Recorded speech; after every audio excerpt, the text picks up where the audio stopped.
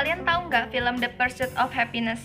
The Pursuit of Happiness, film yang menceritakan mengenai usaha seorang pria menuju kebahagiaan dan kesuksesannya.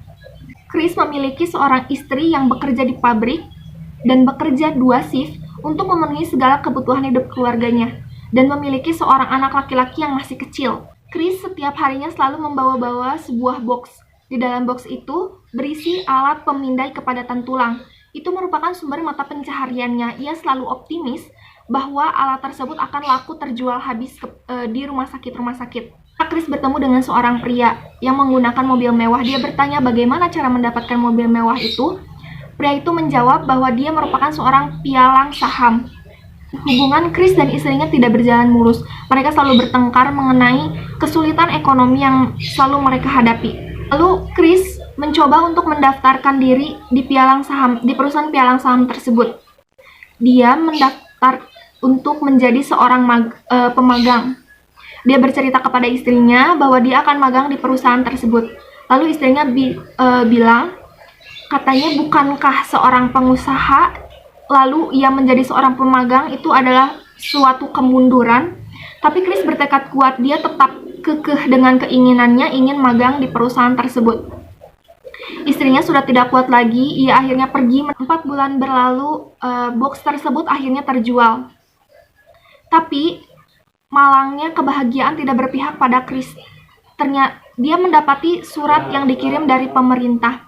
Pemerintah mengirimi surat yang menyatakan bahwa pemerintah masuk ke dalam rekening bank Chris untuk mengambil uang hasil dari penjualan box tersebut. Dia sudah tidak punya uang.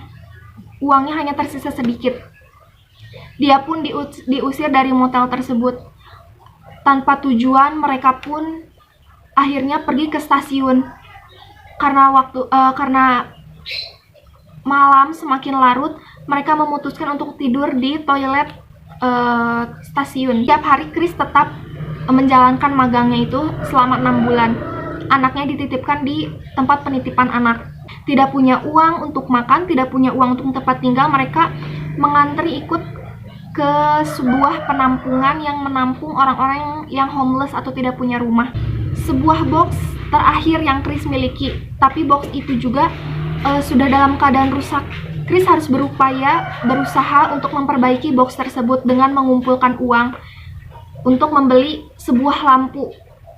Chris memperbaiki alat tersebut. Akhirnya mesin tersebut dapat berfungsi lagi, dan akhirnya mesin terakhir tersebut dapat terjual. Setelah mendapatkan uang dari hasil penjualan box tersebut, Chris memutuskan untuk mengajak anaknya menginap di suatu hotel. Setelah melalui tahap tes di akhir internship-nya, Chris akhirnya diterima menjadi karyawan tetap perusahaan pialang saham tersebut. Akhirnya kebahagiaan dan impiannya terwujud. Setelah memulai karirnya di Dean Writer atau perusahaan pialang saham tersebut, Chris Gardner mendirikan sebuah firma investasi Gardner Rich di tahun 1987. Selanjutnya di tahun 2006, Chris Gardner berhasil menjual saham minoritas di firma pialangnya dalam kesepakatan jutaan dolar. Yang dapat saya ambil dari film tersebut adalah bahwa kita tidak boleh pernah menyerah. Kita harus selalu berpikir optimis dan berpikir cerdas. Semua usaha itu akan ada hasilnya. Usaha tidak akan pernah mengkhianati hasil. Kita juga tidak boleh memperlihatkan susahnya kita kepada orang lain.